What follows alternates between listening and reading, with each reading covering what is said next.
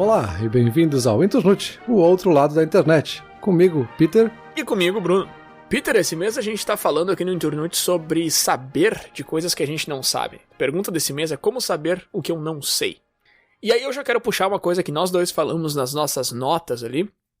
Eu falei da regra de 10 mil horas, que é uma regra bem conhecida aí sobre ser especialista no assunto e o que precisaria para virar especialista no assunto. E tu usou uma expressão que eu gostei muito, tu disse que ser especialista é um risco muito grande. Que é basicamente o que eu falei quando eu tava batendo nessa ideia das 10 mil horas. Porque, cara, 10 mil horas é muito tempo, né? E eu queria te perguntar já de cara aqui pra abrir essa discussão, se tu já conhecia essa regra das 10 mil horas e o que tu acha dela?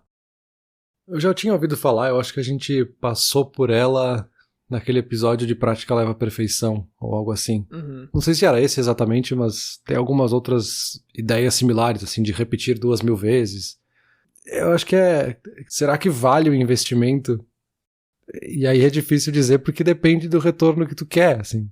Tá, se tu quer ser, sei lá, o melhor guitarrista do mundo, tu vai ter que dedicar 10 mil horas ou 20 mil horas, talvez até mais do que isso.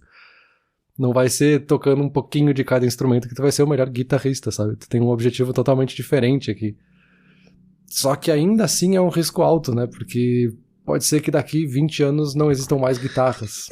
Claro, esse é um exemplo esdrúxulo que a gente sabe que as guitarras vão continuar aí. Mas se tu tá escolhendo uma carreira, por exemplo, talvez seja uma profissão que daqui a alguns anos não exista mais, ou que, enfim, se torne obsoleta, ou que não tenha assim, uma relevância no mercado, coisa assim. É muito difícil ter uma resposta de se realmente vale a pena. Assim, a carreira não existir mais é bem fácil de achar exemplos, mas mesmo pra hobbies, né? Aquele jogo que eu jogava um tempo atrás, que a gente falou várias vezes, que eu levava bastante a sério, que era o Gwent, esse ano eles vão descontinuar. Então quem tá colocando muito esforço e realmente estudando e aprendendo aquilo como hobby ou como carreira mesmo, porque tem gente que joga profissionalmente, a partir do ano que vem já não tem mais aquilo, né? Sumiu. E outros hobbies dá pra achar esse problema também. Sei lá, vai que teu hobby é fazer mixtape. Tu gosta de ficar ouvindo rádio lá nos anos 90 e gravando fita cassete com as músicas que tu gosta. Tá, cara, de repente tu até tá fazendo isso até hoje, assim, mas não vai ter mais relevância nenhuma. Ninguém vai chegar na tua casa e querer ouvir as fitas que tu gravou, sabe? Virou um negócio que era só pra ti, que antes não era. Então dá pra acontecer com hobby também. E sim, de fato, quando eu falei em investimento, eu pensei mais em tu acabar querendo tomar outro rumo no futuro e se arrepender de ter colocado tantas horas, mas esse teu ponto da coisa nem existir mais é mais drástico ainda, né? Mas acho que aí hobby é um caldo legal, assim, pra conversa, porque eu conheço casos de algumas pessoas que, sei lá, dedicaram muitos anos a aprender um instrumento musical, que hoje não tocam mais, mas tocavam muito bem aquele instrumento, e não se arrependem nem um pouco de todas as horas que eles gastaram fazendo aquilo, assim. Não aplicam isso pra nada. Claro que a gente poderia falar aqui que a pessoa aproveitou a disciplina, aprendeu a ter foco, aprendeu algumas outras coisas ali meio adjacentes, mas ela não toca mais guitarra, assim, isso se tornou, entre aspas, obsoleto na vida dela, e ainda assim não foi uma perda, assim, não foi, botei fora todas essas horas, sabe? Eu acho que quando a gente fala de profissão, a gente talvez fique com esse medo maior, assim, porque, tipo, tô botando 1/3 da minha vida fora, sabe? Mas por um hobby isso fica mais leve, talvez isso fique mais leve pra várias outras coisas, né?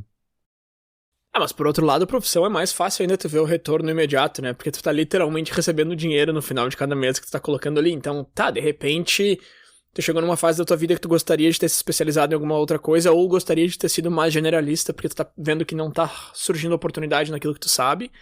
Mas assim, o retorno imediato sempre teve, né? A não ser que tu trabalhou, sei lá, foi estagiário por um tempão, um negócio que agora não existe mais. Aí, beleza, aí não retornou nada. Mas na maioria dos casos, tu tá fazendo aquilo ali por um retorno imediato. Uhum.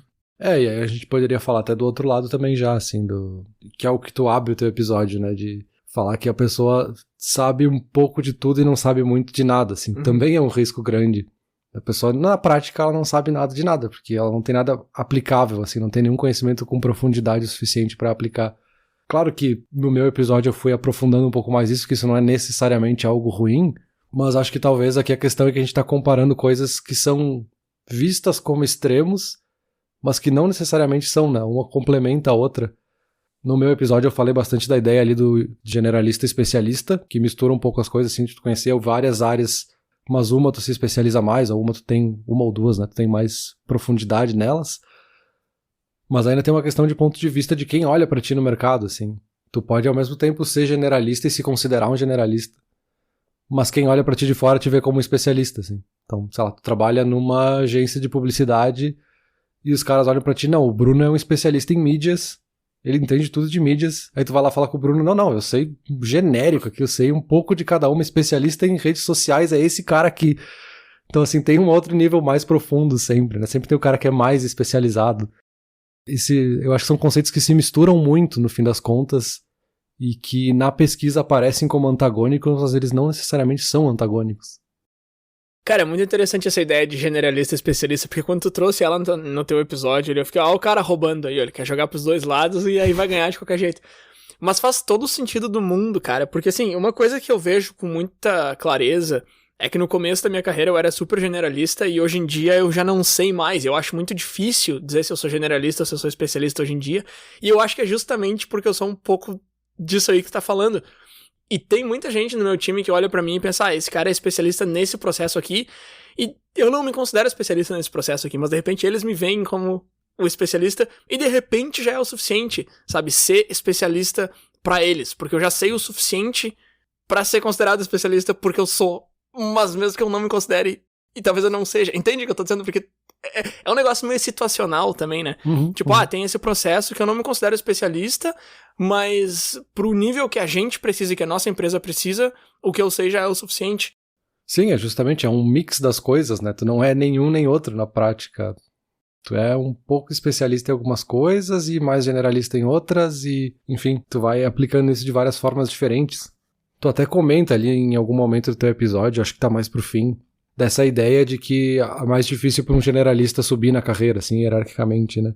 Que é o cara que é especialista, o cara olha pra ele, esse cara é especialista, vão promover ele, assim, sucessivamente, enquanto o generalista é um cara que sabe só um pouquinho, então não tem muito pra quê. Mas não necessariamente, assim. Me parece que, sei lá, um cara que é generalista, mas é bom em ser generalista, e entende aonde ele tem que se aprofundar um pouco mais e quais são as habilidades que ele tem que ser mais genérico, ele pode ser, sei lá, um gerente de projetos, ele pode gerir uma equipe, ele pode ser um líder, pode ser alguém que conecta especialistas diferentes. E o outro lado também é verdade, assim, pode ser que o especialista ele é tão específico numa área que não tem espaço para ele crescer, assim. Nessa empresa, essa aqui é a área que tu consegue porque não tem espaço para outro cara que faça isso, sabe? Então eu acho que esses formatos de aprendizado, essas formas de olhar para a educação, não tem nada a ver com produtividade ou efetividade ou, sei lá, o profissionalismo da pessoa, sabe? Ou até as oportunidades, né? Pra falar de um fator externo, assim, as oportunidades que ela vai ter também. Isso é só uma forma de como é que tu vai jogar o jogo ali da tua profissão, como é que tu vê mais oportunidade de crescer ou não e que se aplica mais pro teu perfil. Talvez tu não tenha perfil de ser um generalista, tu prefira se especializar em alguma coisa, se dedicar de fato a alguma coisa. E outra também, que eu acabei não comentando no meu, é que algumas pessoas usam a ideia de se chamar de generalistas, mas na verdade são pessoas que não têm foco, assim. Na verdade é uma pessoa que não quis aprender muita coisa, não quis se aprofundar em nada, por preguiça ou por qualquer outro motivo, mas ela tá usando isso só como uma desculpa, assim. Então talvez tenha um mix mais saudável, tipo, no trabalho eu sou mais generalista em algumas coisas, mas eu tenho um hobby onde eu posso me aprofundar e eu, sei lá, se teu hobby pode ser até ler, sabe? Ler livros longos é uma coisa já rara, assim, que a gente não consegue focar num livro que tenha, sei lá, 500, 600 páginas. Então, enfim, eu acho que tem uma mistura de muitas coisas ao mesmo tempo.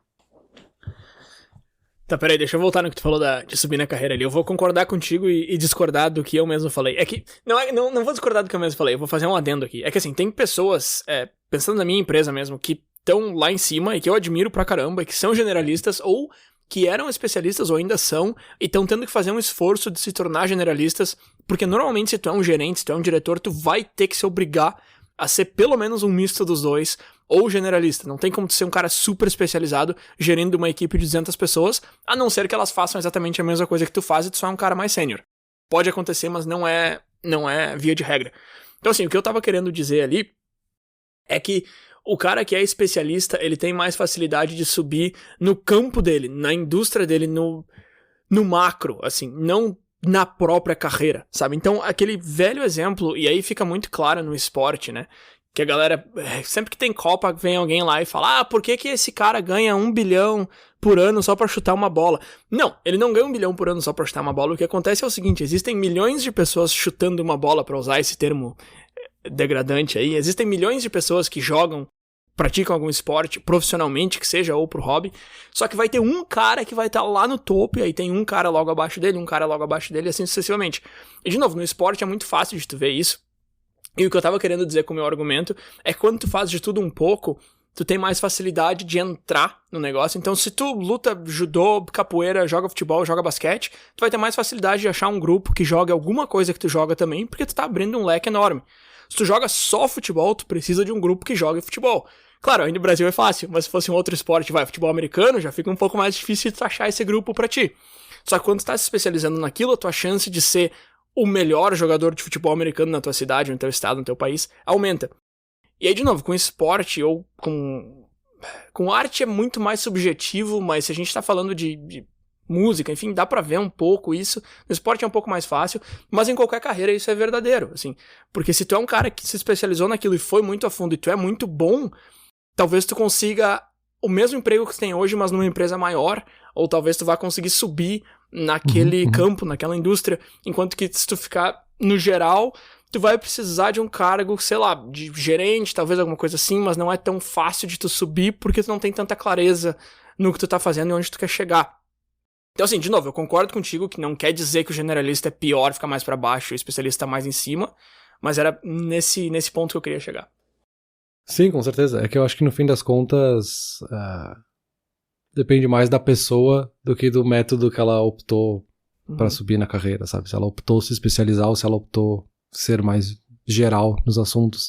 Por isso que eu achei muito interessante essa ideia do cara que é o versatilista, assim, que é um termo que eu não conhecia até ter feito a pesquisa, que é um cara que em algum momento ele era generalista especialista, então ele conhecia um pouquinho das áreas de, sei lá, um programador ali, conhecia áreas de programação, se especializou em uma linguagem específica de programação, mas quando ele viu uma oportunidade que ele poderia ir para uma outra área, ou uma área adjacente a dele, ele, tá, beleza, agora eu vou aprender essa outra linguagem de programação. Então ele meio que abandonou o que ele estava aprofundando aqui, carregou todos esses conhecimentos que ele já tinha, ele sabia um pouquinho dessa outra linguagem e se aprofundou lá. Então ele teve essa flexibilidade, assim, essa versatilidade justamente.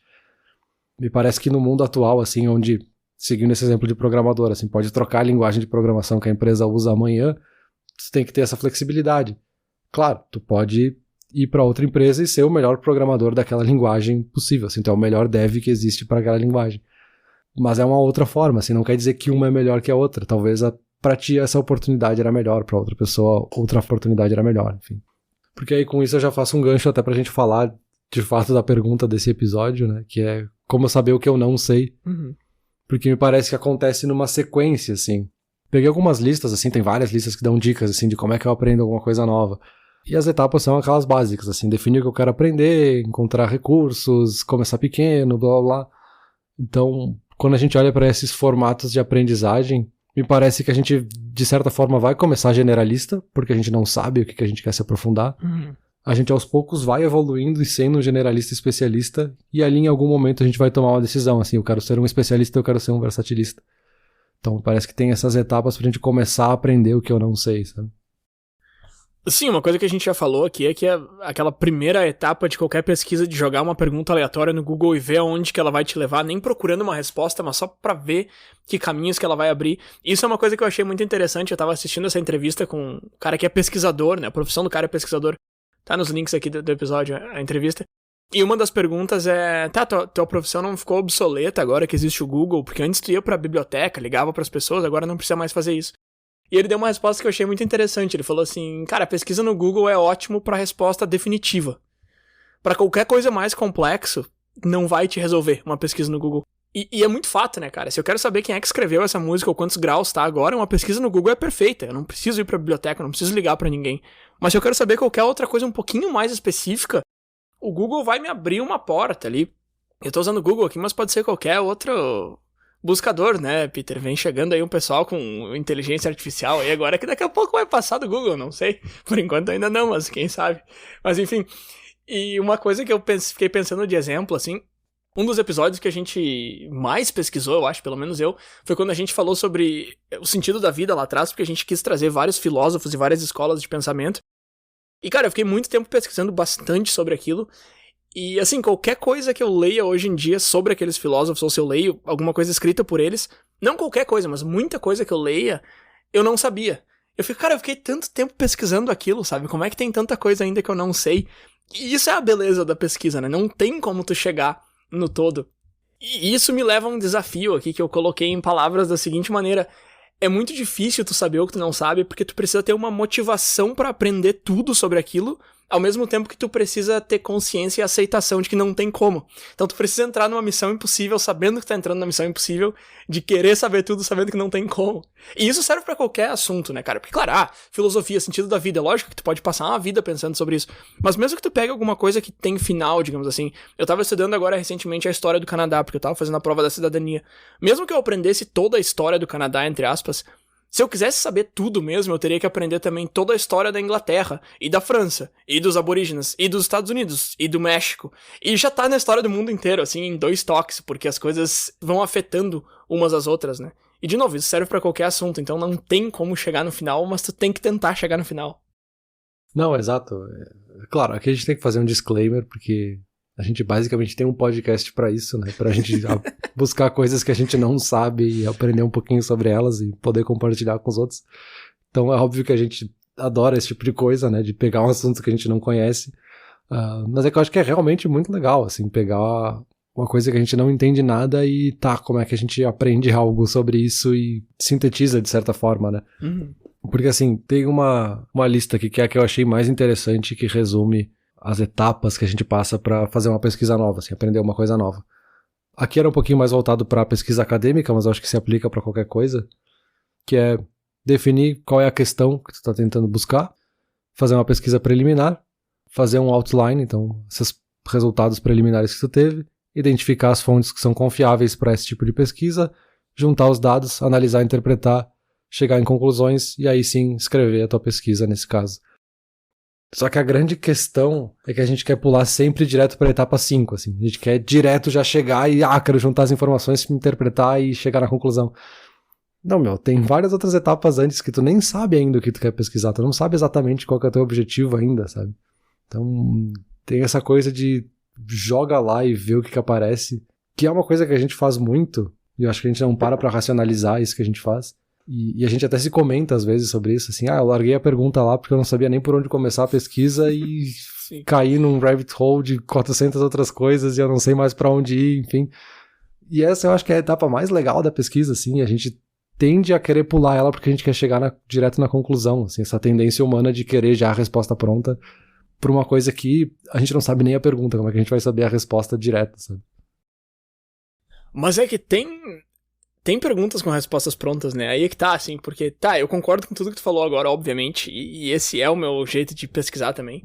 Só que, ao mesmo tempo, existem coisas que a gente pode ir lá e resolver. E uma coisa que eu vejo muito no escritório, assim, foi um exemplo que me saltou a cabeça direto, é o negócio de, eu não sei fazer isso.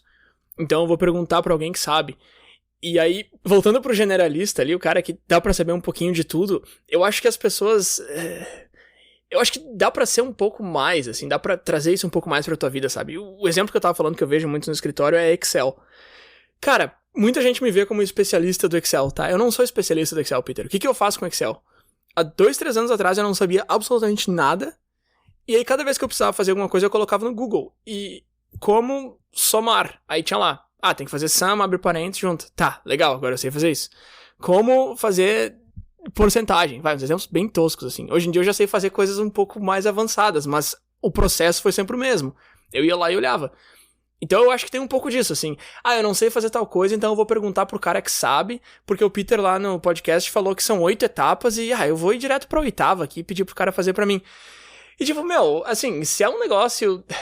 Tipo, entende qual é o custo, sabe? E aí decide se tu vai querer pagar esse custo ou não. Tem várias coisas que dá pra aprender facinho, vai lá e aprende e faz. E aí eu acho que é assim que tu monta esse skill set de generalista, assim, tu vai aprendendo coisas que são simples, e nesse aprender coisas que são simples, tu descobre coisas que são complexas, e aí essas coisas tu vai decidir, eu quero me aprofundar nessa ou não. Mas eu acho que mesmo quando as coisas são simples, a gente já quer pular direto pro resultado. Que é o que você estava falando em outros termos, né? Eu tô dizendo em buscar ajuda e achar alguém que faça pra ti. E talvez essa não seja a melhor maneira de encarar as coisas que tu não conhece. Isso são algumas coisas assim que eu meio que tinha anotado também, assim. Desse primeiro step, assim, de tu tem que virar um generalista antes de querer virar um especialista. Porque tu ainda nem conhece o que tu quer se especializar. E me parece que, assim, ser um fução é a primeira etapa, sabe? Querer aprender as coisas e ir atrás e tá, como é que funciona isso aqui? Agora eu vou aqui no Google e vejo como é que é.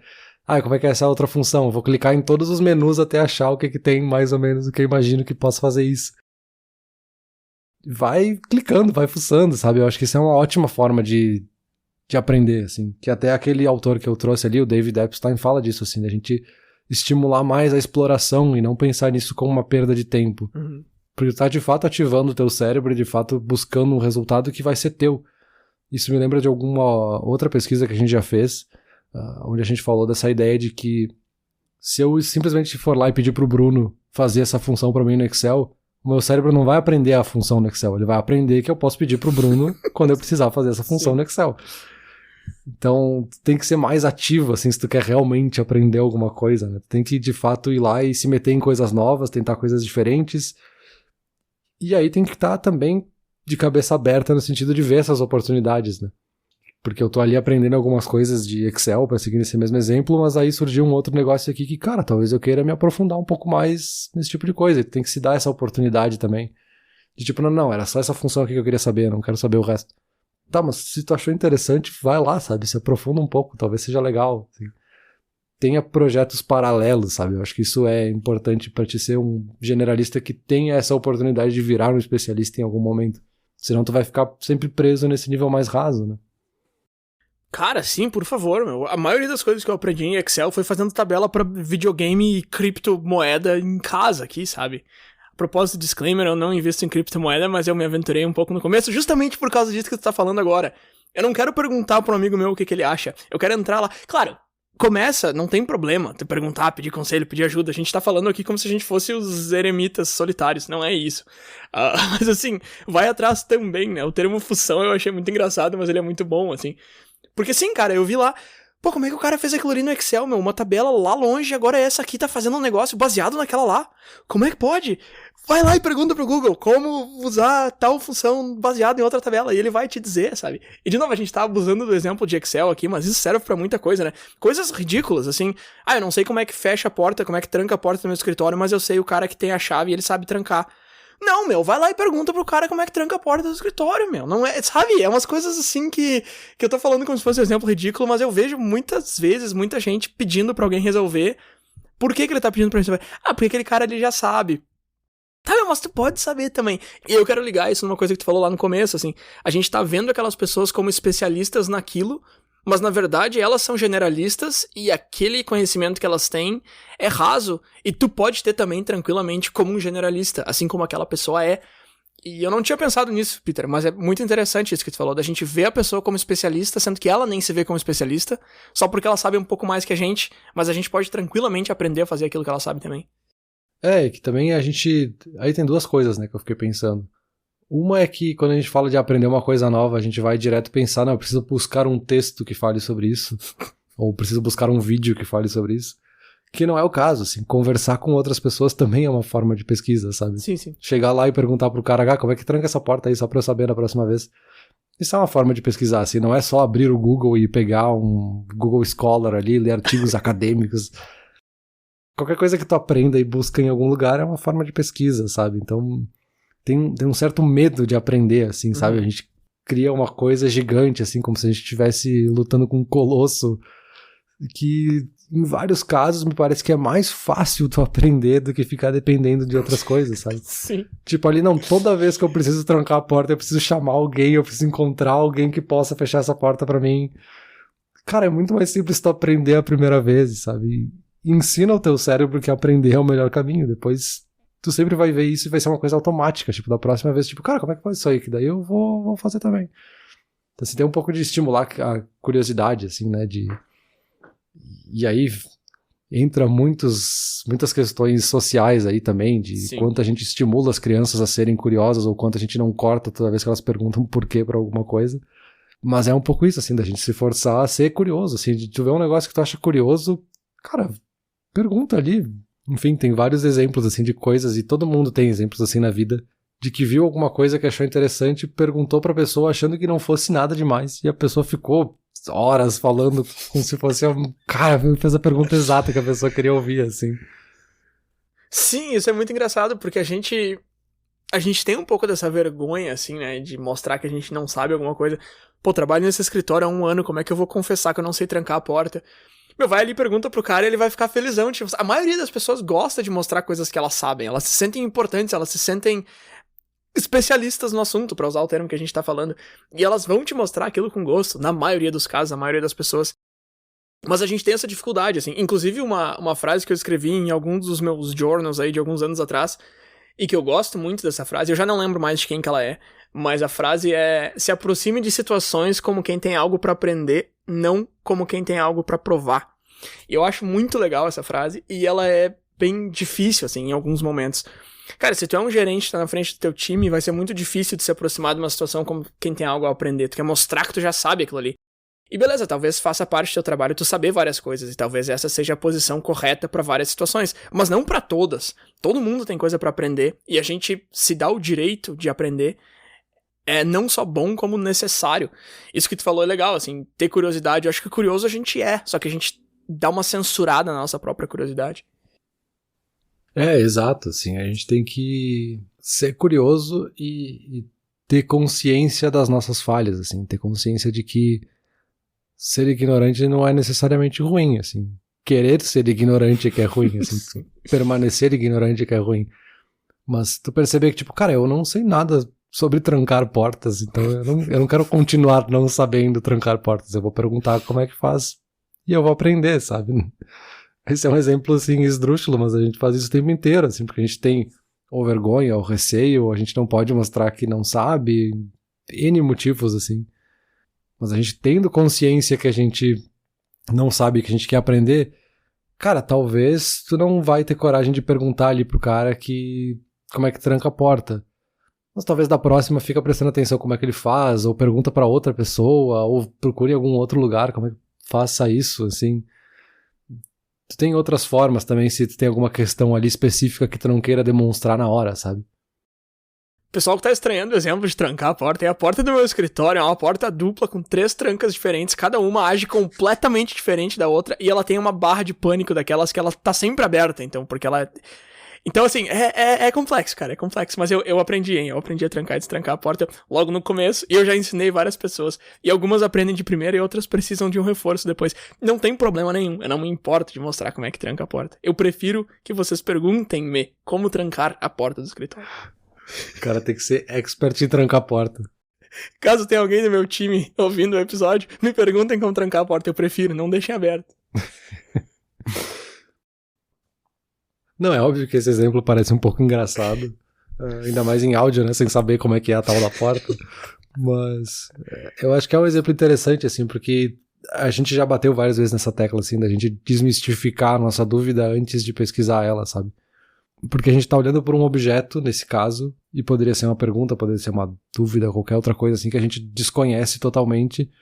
A gente olha pra aquela porta imensa com 3 trancas totalmente diferentes e, cara, não faço nem ideia de como é que fecha essa porta. Não, calma, vamos por poucos, é uma porta, tu sabe como é que funciona uma porta. Sabe, começa pequeno, assim, disseca a pergunta em várias coisas, que é justamente essas etapas que eu comentei antes, assim. Entende as partes como coisas separadas, começa pequeno, pratica, presta atenção como é que o cara faz, pergunta ali, tá, mas essa tranca é como? Essa segunda é como? Entende que são coisas separadas e não é a porta que é o grande monstro, que não é tipo a tua dúvida que é o grande monstro. Tem outras coisas ali dentro que vão simplificar muito o processo. E aí, obviamente, tu vai praticar, tu vai aprender uma coisa que a segunda coisa que tu vai aprender já vai ser muito mais fácil, porque tu já tem o conhecimento da primeira. Esse tipo de coisa vai te ajudar a ficar mais motivado e não abandonar a pesquisa, né? E aqui a gente poderia trazer exemplo de quem tá pesquisando, por exemplo, um TCC ou algo assim, sabe? Que parece meio assustador o TCC lá no começo, assim, nossa, tem todas aquelas páginas pra pesquisar e um monte de livros e textos e é uma coisa gigante. Cara, não.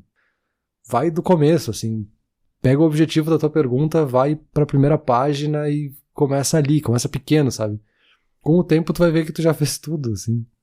Então tem um pouco de ser paciente, assim, de construir aquilo que tu tá aprendendo. Parece óbvio falar isso, mas não é óbvio no dia a dia. Mas ninguém nasce especialista em nada, assim, tu tem que aprender aos poucos. Não é óbvio, porque quando tu olha pros outros fazendo, parece que eles já nasceram sabendo. Mas agora chegou minha hora de trazer o exemplo do piano. Aí o pessoal que escuta o Internute desde a primeira temporada fala, o Bruno comprou esse piano aí já faz 4 anos. Eu tenho teclado aqui, todo mundo já sabe. E aí eu fiz exatamente isso aí que você tá falando, Peter. Eu finalmente me sentei ali na frente e peguei um curso online que dizia assim, aprenda a tocar piano em 7 dias. Eu falei, agora vai, hein, meu. Meu, o primeiro dia era ridículo, cara. O primeiro dia era, aprende onde é que estão as notas. Tá, eu já sabia essa parte. Aí foi minúsculo. Eu pensei, mas que isso? Falei, não tem como que em 7 eu vou saber tocar alguma coisa. O segundo dia foi bem fácil também. Era tipo, essa aqui é a posição das mãos, mas não toca nada, só a posição. Eu falei, pô, que fácil, meu. Aí o terceiro dia já era, toca uma nota. Opa, uma nota. No quarto dia eu tava tocando uma musiquinha, velho. E ela deixou eu escolher a musiquinha, assim. Não foi tipo, dó, ré, mi, fá, sei lá, aquelas musiquinhas que eles sempre ensinam em aula. Não, foi tipo, vou mostrar como é que toca umas músicas pop aí. Aí eu toquei e saiu e eu falei, caramba, cara. E assim, foi bem isso que tu falou. Pega coisas pequenas e foram tão pequenas que pareciam pequenas demais no começo. Mas quando eu juntei 4 dessas, eu já cheguei num ponto que eu gostei, sabe? Eu falei, cara, olha aí, cheguei. E eu acho que também tão importante quanto desmistificar o medo é uma outra coisa que é o tédio. Porque primeiro vem o medo, aí tá, beleza, tu conseguiu desmistificar, tu cortou em pedaços, tu foi em frente, tu começou a aprender, vai chegar uma hora que tu vai chegar no tédio. E isso era uma outra pergunta que tinha nessa pesquisa, assim, uma pessoa falou, sempre que eu tô aprendendo alguma coisa, chega uma hora que eu canso, o que eu faço com isso? Ele falou, cara, essa é a parte normal, assim, primeiro tu desmistifica, aí tu começa a aprender, tu vai cansar, dá uma passada, porque depois que tu conseguir atravessar esse cansaço, é que vem a parte interessante. Porque o começo já foi, agora tu tá nesse planalto aí, e depois tu vai começar a achar coisas melhores, mais interessantes que vão... Então, pegando o exemplo do piano aí, tá, primeiro tu aprendeu as teclas ali, aí começou a ficar chato, porque aí pratica. É C, D, G, Sol, sei lá, o nome das teclas aí, nome das cordas, vai, faz de novo. No começo tu sente um avanço. Agora eu consigo tocar 3 seguidas. Agora 4. Aí fica nas 4, por 2 dias. Que saco. Mas vai, porque daqui a pouco já é 5, daqui a pouco já é 6, daqui a pouco é uma música, sabe? Então tem essa parte da chatice que também é bem importante a gente levar em consideração, tão importante quanto o medo inicial, eu acho. Uhum. Eu acho que esse é bem interessante, assim, porque até então a gente tava falando de aprender sobre um assunto, sobre um tema específico, mas quando a gente tá falando de algo que requer mais prática, aqui a paciência tem que ser muito grande, assim, se manter motivado talvez seja difícil. E aí tem milhões de formas de se manter motivado, vai depender de pessoa para pessoa, enfim.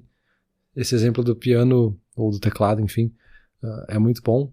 Eu até fiquei pensando muito em gente que aprende idiomas. Eu acho que vale muito, assim. E eu lembrei de um exemplo de um colega de trabalho que decidiu que queria aprender português. E ele colocou isso na cabeça na metade do ano passado. E ele só simplesmente baixou o Duolingo e decidiu que ele ia fazer 10 minutinhos de aula por dia, assim, uma das lições lá por dia. Que pra muita gente parece que, cara, tu faz uma lição, tipo, aprendi uma palavra. Aí no segundo dia aprendi a falar bom dia. Depois dessas 3 primeiras aulas, tu aprendeu algumas coisinhas que tu não sabia, começa a ficar meio maçante, parece que não avança nada. E, cara, é tudo igual, agora eu aprendi mais alfabeto, aprendi mais não sei o quê. Muita gente desiste ali, assim, porque começa a ficar chato, assim, começa a ficar maçante. Só que ele já tá há 290 dias, sem parar. E é menos de um ano, parece muito, mas é menos de um ano, e ele já tá falando português, assim. Então, assim, é um idioma muito diferente da língua materna dele, assim, ele não saiu só do espanhol pro português, que tem coisas em comum. 290 dias ele aprendeu, só que ele não parou, assim, foi 290 dias, todos os dias ele antes de deitar ia lá e fazia 10 minutinhos de aula. Ele deve ter passado por muitos dias em que ele teve essa impressão de que, tipo, não tô aprendendo nada, mas quando ele olha pra trás, ele aprendeu muito, cara, ele tá basicamente falando português melhor do que nós. Cara, isso é uma coisa que eu acho que o especialista tem uma grande vantagem em cima do generalista, assim. Eu acho que quando tu fica muito tempo em um assunto, é muito mais fácil tu lembrar daquele assunto, não só das coisas que tu tá vendo agora, mas das coisas que tu viu lá no começo. Sabe, esse cara que ficou 290 dias em sequência aprendendo português, provavelmente ele ainda lembra das coisas que ele aprendeu lá no começo. Agora, se tu é um cara meio maluco que nem eu, que tentou aprender umas 10 línguas pra falar com os alunos, eu já não lembro mais como dizer bom dia em nenhuma das 10. Ou talvez das últimas 2 que eu aprendi, sabe? Isso é uma coisa que eu vejo muito clara aqui nos episódios que a gente traz, assim. A gente já tá na 4ª temporada, então a gente já falou sobre muita coisa, e teve várias coisas que a gente falou que eu continuei pesquisando, vez que outra, porque despertaram algum interesse especial, assim, e essas coisas eu ainda lembro do que eu pesquisei lá 2, 3 anos atrás pra fazer o episódio, e lembro desse aprendizado contínuo. As outras coisas que eu pesquisei lá pra fazer o episódio, talvez até há menos tempo, mas não dei continuidade na pesquisa, eu já não lembro mais. Então tem episódios de 1, 2 temporadas atrás que eu escuto, que é como se eu estivesse escutando outro podcast, eu já não lembro nem das coisas que eu falei, sabe? E eu acho que isso é interessante, porque quando tu é especialista, tu tá sempre aprendendo em cima, tu tá construindo em cima de um negócio que tu já sabe. Não tem como tu chegar no 30º andar sem ter construído o 3º e o 4º. E tu consegue ver o 3º e o 4º quando tu tá no 30º. Enquanto que se tu abandonou aquele prédio ali no 2º andar, provavelmente tu não vai mais lembrar dele depois de um tempo. Me parece que quando tu é generalista, tu deixa certas coisas pra trás, sabe? Tu perde as coisas que tu aprendeu. Sim, quando tu é esse generalista mais transdisciplinar, é mais fácil de tu não ver as conexões entre as coisas e acabar deixando pra trás, né? Sim. Te ouvindo agora, eu fiquei pensando até que tem um certo risco dentro do especialista também, que é de acabar virando um falso especialista em alguma coisa, assim, ou um pseudo-especialista, vamos dizer. Sei lá, vamos seguir o exemplo do idioma ali, a pessoa tá aprendendo um idioma. Quantas pessoas a gente não conhece que concluíram, entre aspas, o cursinho de inglês, mas na prática não são fluentes, porque elas não conseguem se jogar elas no meio de um país de língua inglesa, elas não sabem se virar, assim. Porque tem essa coisa da gente não aprender direito, assim, eu tô fazendo exatamente o que tá ali no script do curso, mas eu não tô prestando atenção na entonação, não tô prestando atenção no sotaque, não tô prestando atenção na velocidade que eu falo, na harmonia das palavras, que é diferente de um idioma pro outro. Então, enfim, a pessoa ela vira especialista, de certa forma ela concluiu o curso, então ela ficou muitas horas e treinou muitas horas e fez tudo isso, mas ela não fez direito, sabe? E aí, claro, isso é muito subjetivo, não tem como dizer que é ter feito direito ou não, porque também depende do objetivo que a pessoa tinha com aprender esse idioma ou aprender qualquer outra coisa. Tem um pouco isso, assim, de tu querer, sei lá, aprender piano, mas tu não quer aprender as escalas direito, porque, escala é muito chato, eu sei aqui, sei fazer os acordes, já sei o suficiente, então já concluí essa etapa. Mas se tu for ver, de fato, tu não é um especialista, assim, tu parece especialista pra quem olha de fora, mas tu colocar outra pessoa especialista do lado, tu fica meio capenga ali, né? Cara, mas tu falou agora que é subjetivo, e assim, eu concordo contigo até, porque depende muito do que tu tá aprendendo. Mas existe uma listinha aqui de 4 itens só, e eu não vou entrar em todos eles em detalhe, porque é muita coisa. Tem um link aqui na descrição chamada Como se tornar um expert, que vai listar esses 4 e dar detalhes dele. Mas eu prometi que eu ia falar deles lá nas minhas notas, então deixa eu só nomeá-los. Além das 10.000 horas, né, o que tu precisa? Seria a experiência com feedback, então o cara que tá aprendendo a língua, ele precisa que alguém confirme o que ele tá falando ou corrija. Seria um ambiente validável. Então esse exemplo que tu citou de jogar o cara no país que fala é fantástico. Não tem exemplo melhor para um cara que tá aprendendo o idioma do que falar com alguém que só fala aquele idioma. Um retorno em tempo real. Então tu precisa saber agora e não daqui a 5 anos se tu tava falando certo ou não lá na época da escola. E o último, que é o mais interessante pra mim, que é o desconforto e a consciência. Tu precisa saber que tu não tá confortável, tu precisa aceitar aquilo e tu precisa buscar o desconforto. Se tu sabe conjugar verbos com ed no final, mas tu não sabe conjugar verbos irregulares, tu precisa conjugar verbos irregulares. O ed tu já sabe. E isso eu acho que é o ponto mais difícil aqui dos 4, pelo menos mentalmente, assim. Mas talvez seja o mais importante.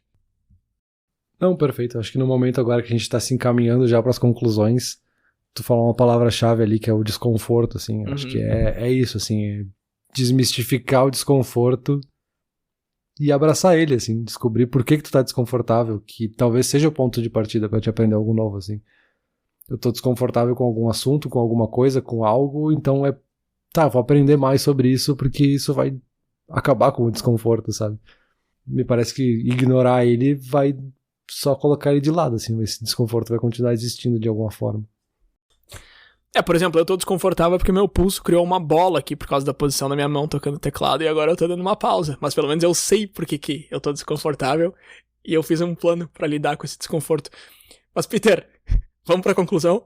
Por favor. Perfeito, Bruno. Esse episódio de fato já tá ficando meio desconfortável. Como saber o que eu não sei? Qual que é a tua conclusão aí? Tu acabou de dizer que tem que abraçar o desconforto, meu. Vamos continuar, então. Não, eu acho que a gente já falou bastante, né? A gente não vai dar nada de novo aqui nesses últimos 2, 3 minutos. Mas eu acho que, assim, pra mim, Peter, o cenário ideal pra saber o que eu não sei é ter diversas coisas em mente e saber quando se aprofundar em cada uma delas e tentar separá-las, que pra mim é o mais difícil, assim. Eu tenho várias coisas no trabalho, eu tenho várias coisas de hobbies, vida pessoal, enfim, e eu sei um tanto de algumas, eu não sei muito de outras, e eu gosto sempre de ter coisas acontecendo onde eu entendo e me sinto confortável em algumas delas e quero saber mais, mas também ter coisas em que eu não entendo e me sinto desconfortável e preciso, entre aspas, saber mais. Então, pra mim, esse seria o cenário ideal, assim, não buscar só o desconforto, porque tem esse papo também, né, de motivacional, de, busca o desconforto, faz sempre o que te deixa desconfortável. Não é sempre, cara, calma, velho, é 20% do teu tempo faz um negócio que te deixa desconfortável, sabe? Você não precisa aprender um negócio novo toda hora. De repente, uma coisa nova por semana já tá bom, assim, então, entende teus limites, de repente tenta aumentá-los, mas entende onde é que eles estão e respeita também. E, pra mim, esse é o cenário ideal de saber o que eu não sei. Eu consigo levar isso à risca? Nem sempre. Às vezes eu tô fazendo uma coisa pensando em outra e pensando na terceira. Mas, assim, eu tento manter esse balanço. Não sei se tu tem uma visão parecida. Sim, é bem parecida. Eu acho que é isso, assim, da gente ir atrás. Ficou curioso, pergunta, pesquisa, vai atrás. Mas começa pequeno, assim. Não vai revolucionar a tua vida e agora tudo tu vai querer fazer coisas novas o tempo inteiro. Não. Começa pequeno, testa, vê se funciona, vê se ficou mais confortável com isso. Porque tem também uma coisa de aprender a aprender, assim, de aprender qual é a tua forma de aprender, que coisas funcionam melhor pra ti na hora de buscar por uma coisa nova, de pesquisar uma coisa nova. Então, tem várias outras etapas ali. E tem algumas coisas que tu falou no final também, né, de buscar feedbacks, de ouvir outras pessoas também, que elas são fontes de pesquisa importantíssimas, né, compartilhar com outras pessoas. Muito se diz, né, de que a melhor forma de aprender é justamente contar para outra pessoa sobre o que tu aprendeu. E acho que é isso, assim, é aceitar que ignorância não é uma bênção e que no fim o ET Bilu tava certo, né, do time conhecimento. De novo o cara me trouxe esse ET Bilu, meu. 2 anos depois tu voltou com esse negócio. A verdade tem que ser dita. Perfeito, Peter. Eu acho que eu vou fechar aqui e assistir esse tal desse vídeo desse ET Bilu pra saber o que eu não sei, porque eu fico desconfortável quando tu fala desse negócio. Perfeito, eu já sei, então não vou pesquisar nada. Valeu. Valeu.